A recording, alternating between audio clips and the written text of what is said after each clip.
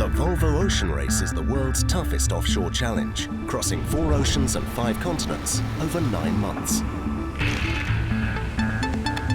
It is the contest that all professional sailors dream of doing. This is why I signed up to be here. The first leg from Alicante, Spain to Cape Town, South Africa is the leg that helps set the tone for the rest of the race.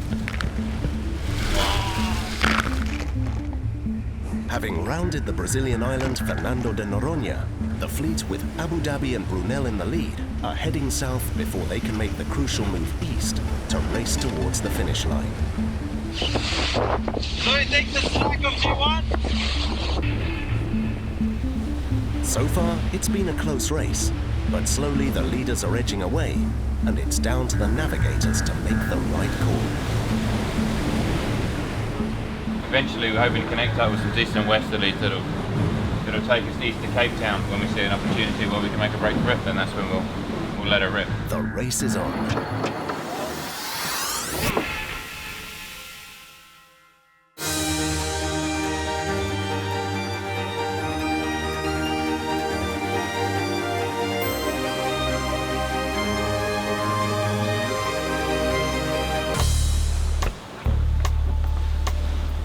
The fleet is going south, looking for stronger winds to increase their speed.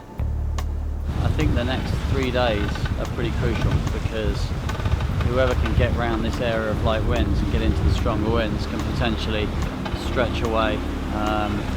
So if there's a bit of the race we really need to do well, it's the next couple of days. As Ian is focusing on staying ahead, at the back of the fleet, Team SCA are trying hard to catch up. Basically, we're hunters at the moment, and we have been since north of the Cape Verde Islands, and that's a pretty long time to be in last position. So it's pretty hard for everybody to stay positive with that and deal with that and keep looking forward, because there will be other opportunities to catch the other boats. And it's great because we do have a really focused, positive attitude on board. For the whole fleet, the main strategy is to find the wind first and close the gap with the leader. Right now we just look into Abu Dhabi. But it's as well very hard to look at other boats, because if one decides to go the direct course to Cape Town, are you going to follow that? Or that's a little bit where you have to believe in your own knowledge. Shark is coming. The fleet has no real choice. The weather models tell them that the shortest way east to the finish line is not an option. The fastest route is to go south first to catch the southern winds before turning east. South America here, and the toilet roll, because that's what we're looking forward to. The normal toilet is Cape Town, over there. And then this is our high pressure. So there's a second thing coming into place now when we go into the Southern Ocean. And the Southern Ocean has basically its own pot. And it basically always sits there and turns around. And it's got massive winds, you know, storm force winds, cold icebergs, big waves. And that just circulates all year long and so on. So these two, they meet. So basically you want to make the jump to the stronger wind from this high pressure. Jump on there. Get onto the surveyor belt and get slingshot into Cape Town. But to get to that conveyor belt is going to take a few days more than planned originally. The leg is longer than we expected. We use a lot of cable, so we wanted just to check that the wind generator was working. Fuel is necessary to maintain the support systems on board, but it's not the only issue. Food is also getting scarce. We have for 24 and we're sailing for 26, 27 days, and Luis is having almost nothing. Almost nothing. One for the team. Look at this. Okay. Have some water. Look. Have some water. No. I'm just hungry, okay? It's the thing, of course, when you're running out of food, but there is one animal in the world, you probably know about which one I'm talking. You know? Any idea? No. I'm talking about a wolf. A hungry wolf walks fast when it's hungry, so it's always a good thing. We have a pack of wolves over here, so maybe a bit of hunger just gives it a little bit of extra drive to come earlier in Cape Town. But for Dongfong's own wolf, sailing upwind is more of an issue than food. Dangerous. Already 3 people because of that fell down on the injury. 2 of them hit by head and they need to stitch it after they hit their head. It's dangerous, really dangerous. On the Vestas boat, the crew and especially watch captain Sicho are bracing themselves for the daily grind. While at home, Sicho's family are tackling day-to-day life without him.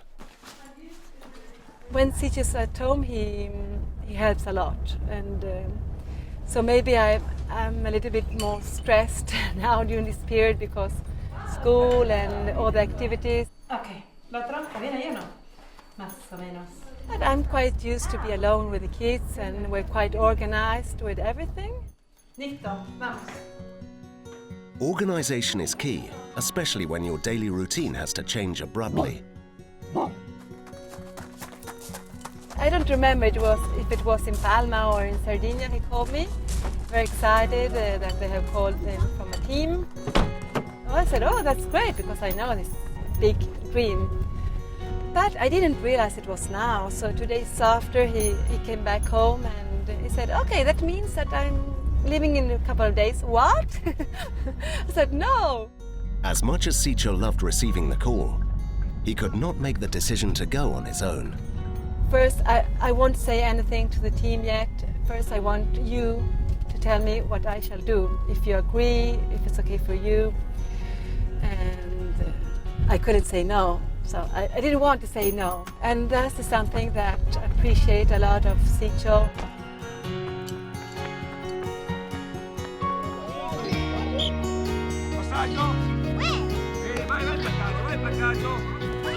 I don't understand very much about rugby.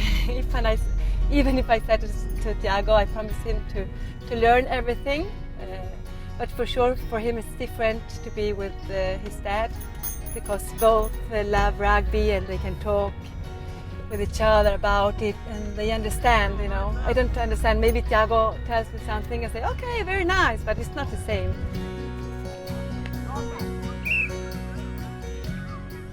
I think it's quite excited about all this stuff because we're going to South Africa and then to New Zealand, and it's a very good opportunity because they know a lot of people from the whole world, learn about other cultures and know other people. For me it's very important. I think it's very good for them as well. While being apart has an impact on family life, seeing the one you love follow their dream can have a positive impact of its own. They learn that nothing is impossible, that even they can realize their dream if they want. Because Sicho told me about when he was a child, you know, the posters in his room was all these wheat bread boats around the world, and now he's there. So it's a dream for him. So I'm very happy for him, and I think it's good for the kids as well, because everything is possible.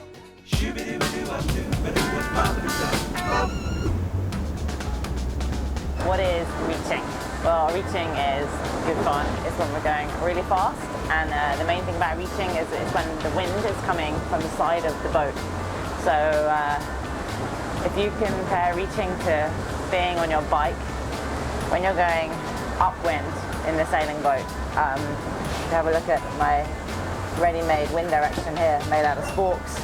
When you're going upwind, you can't sail directly into the wind, so you have to zigzag your way upwind.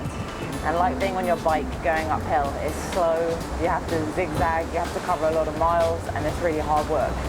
Reaching, in comparison, is kind of like being on your bike on the perfect gradient hill where you don't need to use your brakes and you can just freewheel the whole way down. So you're going really fast and it's really easy speed. And so in a sailing boat, that's when we're coming along like this and the wind is coming to the side of our boat. If we're tight reaching, that's when the wind normally is coming either from 90 degrees or a tighter angle to the front of our boat. Then we'll have a jib up on the front, which is quite a small front sail. So the best kind of reaching is when we're broad reaching. So that means we're a little bit angled further away from the wind, so it's coming from 90 degrees or a greater angle to our boat. And then we can have up one of our code 0 sails, which are big sails. They attach to the very front of the boat, to the top of the mast, and they sheet all the way to the back of the boat. And they're very powerful, so we'll probably have a lot of keel on the boat, maybe 20 degrees angle of keel or more. We'll all be piled at the back of the boat, all of the crew, everything inside our boat, all of our stack will be at the back of the boat to keep the front of the boat out of the water. And there will be spray everywhere because we're going so fast. And hopefully in the Southern Ocean, you're going to see us with our helmets on and our goggles on to protect ourselves from the amount of water, because we'll be sending it, what we like to call fast reaching. As the fleet is approaching the roaring 40s, the teams need to make sure that their boats are ready for some bashing. Judy, I'm just going to tighten the cable on the other one. So these are the steering cables. So upstairs you've got the steering wheel, obviously, and the helmsman's holding onto it. There's a chain, basically, in here. These are the steering cables are attached to either end of it, and it just rocks over the sprocket. The steering system is essential, and so is the crew's waterproof gear. My rider gear is broken, and after a few days it will be very cold and very wet, and I need this rider gear, I need this flag to protect me, keep me warm, keep me away from the wet. So now I try to fix it, and Horace is helping me to fix it. Strong winds and big waves may be on the way, but nothing seems to budge Team Brunel's spirit. Today we are still in a high pressure system which lets us enjoy this nice, beautiful, sunny weather. Another exciting thing is Abu Dhabi, which is just 2 miles in the leeward of us. Take a look. So maybe Bawa can comment something about our competitor. Abu Dhabi, you have a little piece of snot on your finger, you can't get rid of it, they're like that. So there is one special place that most sailors will love to see, but only a few have experienced firsthand: the Roaring Forties. Located in the southern part of the Atlantic Ocean, it's a place known for its huge waves and strong winds. It's that wind that the navigators are looking for to propel them at the highest speed possible towards Cape Town. We've been looking at the weather now for the last 3-4 days, and it's always said that the fleet's going to close right up. It sort of seems to be the theme of this leg. So we've been under no illusions that this is a 2 or 3 boat race. So yeah, I mean, it doesn't really change anything. We're just going to try and get to Cape Town as fast as we can.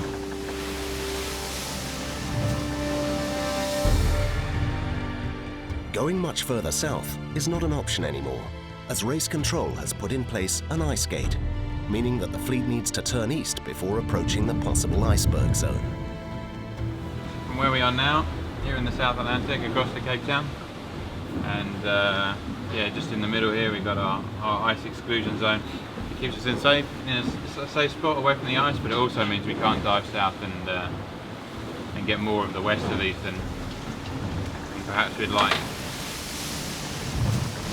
Ice is an increasing concern, particularly with the melting of the ice caps. There does seem to be more ice further north. However, the temperature of the water is still pretty warm. It's still 14, and the currents are not such that it would encourage the ice coming north. So I don't have any concerns that we're going to encounter ice given our current track. I have dodged ice on the radar, but I haven't had to actually deal with an iceberg in plain sight. I much prefer to stay out of their way. The best part is that we're sailing east towards the Cape Town, so basically the miles are just every minute.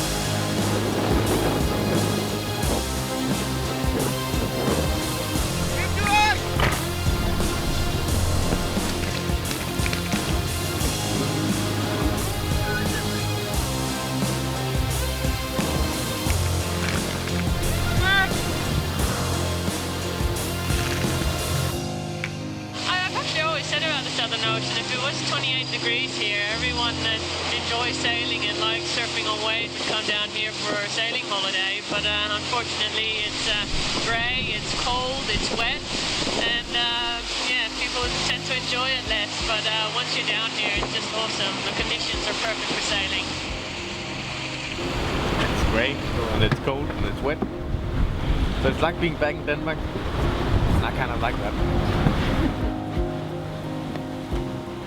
Everybody agrees it's a cold place to be, but some teams deal with it in their own special way. Both of these 2 days are quite cold. Was quite cold, and after half watch, most of us need to do some chicken dance. Eric did chicken dance to Hamas. C'est la danse des canards. I don't want to be on this one. That's the best one we can have. 20 seconds of that, and it's done. I'm warm now. You have some delicious food and a warm sleeping bag, hopefully. So looking forward. What did Louis just say? He didn't tell the truth. He hates it. He's saying, what the hell am I doing out here? I'm cold. I'm sick of it. I want to go to Cape Town fast. That's what he said. There's a bit of truth in there. But Turning east gives the teams great sailing conditions, but the timing of when to make the turn is a strategic choice and an important one. Dongfeng's impeccable timing propels them from the 4th place to the 2nd, trailing only Abu Dhabi in the lead and leaving Brunel and Vestas behind.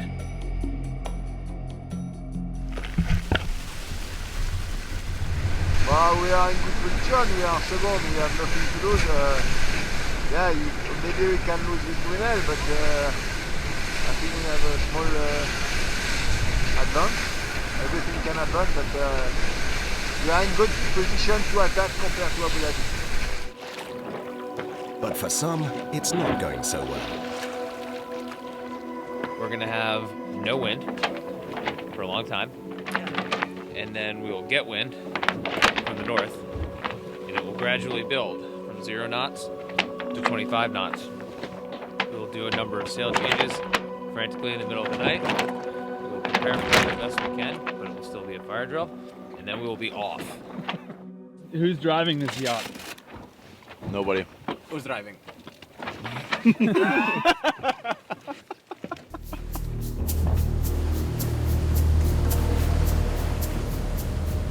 And Aldi Medica are not the only ones having problems. This is one sort of thing that sometimes we can take in our appendages, rudder, keel or daggerboard. The problem is it's not very nice to see that underwater, and it is floating, it doesn't sink in the water, so it's at the surface of the water, and we take them in the boat. So we will try to bring it back to Cape Town to put that in the rubbish instead of considering that the ocean is a big rubbish.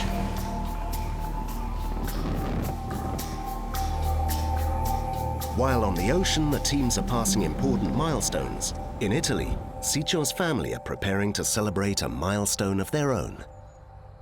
Yara's cake? I think it's easier for us than for him. Yeah. Being away. At least, I don't know, I never done that. I never been away from my family such a long time, but I can imagine it's not so easy for him. I miss him a lot. I think the kids as well. But it's the life we have chosen, or together, or the family, so. Okay, what do you think, Carlota? ¿Qué te parece? Ahora tenemos que decorarlo, ¿no? A ver, ¿crees que?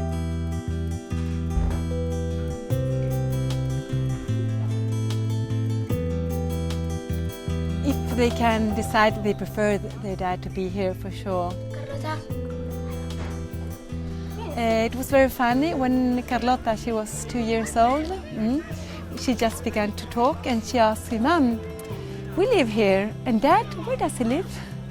So I called Sicio, okay, maybe you have to come back. Un messaggino di Yara qui sulla barca.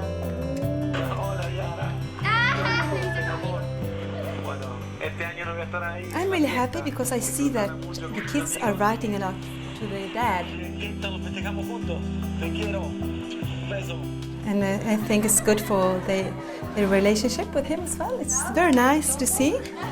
They feel him very close, even if it's away. Happy birthday to you!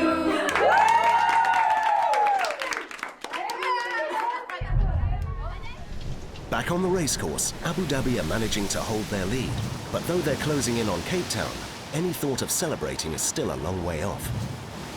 Well, this race couldn't be much closer. Leg 1, Volvo Ocean Race. We've sailed over 6,000 miles to this point, and I think we're about 6 miles ahead of the second place boat, Dongfeng, with the third place boat 30 odd miles back from there. It's all going to compress at the end as well as the wind goes lighter, so it's no surprise that everybody's in a similar spot, but equally it's easy to make a mistake and get left behind. And that fear of being left behind is driving Dongfeng to push their limits. But the narrow racing margins lead them into dangerous territory. Small mistakes have pretty harsh consequences. As the outrigger dipped into the water, it snapped apart, propelling debris across the deck, seriously damaging one of the boat's steering wheels and part of the safety railing. Lost one of the strongest points on the boat. To shoot all the big sails, you shoot on this point. It's got straight off. It's a bit disappointing. A bit scary actually. But with little time to dwell, Dongfeng patch up once again and continue to push forward. So far we are a little bit slower because we are not set up as well as before, but it's not a very high percentage. And we are looking how we'll be able to use another chain plate to be able to use the mat head and also A3 for the next plate. While the fight for the finish has left a dent in Dongfeng, on Abu Dhabi, Adil is given a timely reminder of just how treacherous ocean racing can be.